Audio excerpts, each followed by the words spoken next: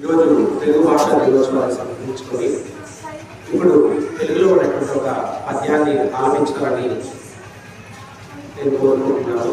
అదేవిధంగా తెలుగు అంటే అది ఎంతో గొప్ప భాషని, దేశ భాషలందు తెలుగు లెస్స and Italian of the east అనేటువంటి గొప్ప టైటిల్ని తెలుగు అనేది సందర్భించుకుంది. కాబట్టి తెలుగు యొక్క భాష యొక్క అభివృద్ధికి ఎంతోమంది కవులు మన జీవితాలను దారిపోసి తెలుగులో ఉన్నటువంటి కవిత్వాన్ని ఎంతో ఉన్నతమైనటువంటి స్థితికి తీసుకురావడం జరిగింది. అల్లసాని పెద్దన్న అనేటువంటి ఓ కవి తను మధు చరిత్ర అనేటువంటి ఒక చరిత్ర నుంచి రాయబడినటువంటి పద్యం ఇది.